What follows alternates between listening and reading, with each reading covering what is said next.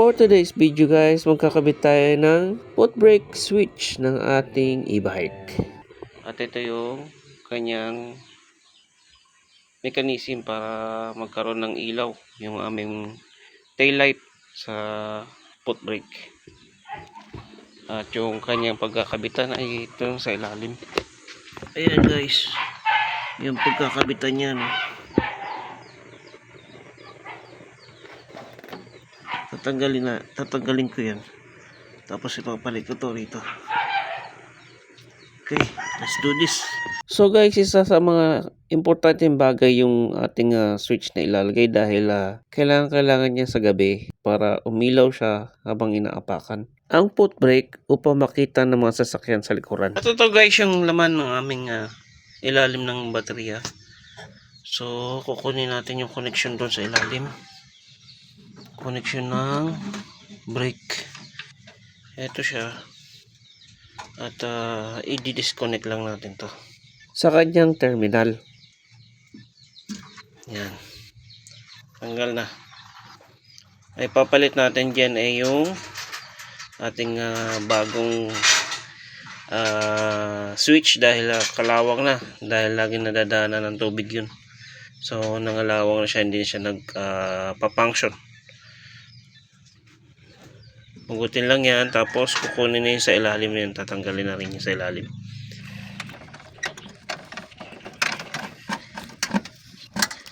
Ayan na guys, yung dulo niya. Ayan, okay na. Tapos, yun naman ang ating kukunin. Ito, pihitin lang natin to. Tingnan natin kung makukuha natin sa pihit. So parang sasabay naman guys. Yun, mabuti sumabay siya. Kasi yung iba kasi nahihirapan kunin yan sa sobrang kalawang. Ayan na guys, tanggal na. Tanggal na siya. Ito lang yun. And then yung ipapalit natin ito, bago yung ipapalit natin. Ayan. Ayan.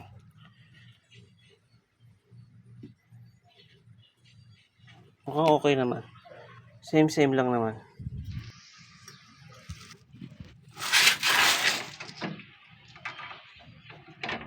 Ayan guys, sok na sok. So, lalagyan lang natin yun ng kanyang nut para sumikip. At eto na guys, naipasok ko na yung wire. So meron tayong konting problema. Pero madali na masolusyonan to. At ito ay ang kanyang connector. Yan. Meron kasing connection yan dito na kailangan ng connector. So ang ginawa ko na lang ay pinutol ko na lang siya. Yan. Para magamit natin yung kanyang connector. Same lang, ilagay lang natin sa yellow to yellow. At sa black to black naman. Tapos yan, pipisain lang natin yan. Kasi wala naman tayong crimper.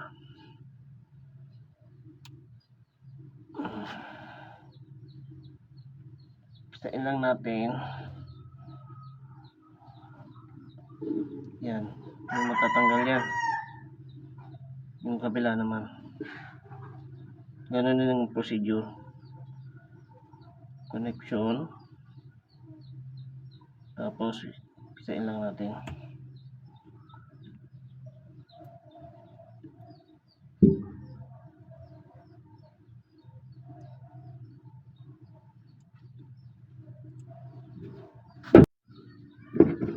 So ito na nga guys yung ginawa natin, no. Yan na yung ginawa natin na connection. So pagkatapos niyan, para safe nga, lalagyan natin ng tape yan. Para wala siyang nakalabas na wire. Para maiwasan natin yung short circuit. Tapos, ito ay may insulation na. So lagyan lang natin, isama lang natin sa tape. Hindi ako makakita ng insulation lang. At yung kanyang connection. Tapos na guys. Kakabit na lang sa ating connection. Nasaan na siya? Ito. Ito na guys, yung kanyang connection. Diba? Gabit lang natin yan. Ayan. Okay na uli. So, testingin na lang natin mamaya kung may ilaw. Magagawin naman tayo guys doon sa may kanyang spring, no? Kailangan nila na lagyan ng spring para mayroong play yung ating brake. Pag kinabit kasi yan dito at may spring, siya yung maghihila at hindi tensionado yung kanyang pag inapakan yung kanyang brake para hindi siya kagad matetense. So ayun lang. Tapos dito ko lilikuin yan. Sa gayon, pagka foot brake nyan ay magkakaroon ng tense at mahihila yung switch at saka naman gagana yung ating taillight. So ayun lang guys, naikabit ko na yung aking switch sa foot brake. Ito na. Testingin natin pagka inapakan, gagalaw yan. At yung kanyang switch, kailangan gumagalaw din yan. So guys, okay na ating taillight. At umiilaw na siya. Bitawan mo. Apak. Thank you for watching guys.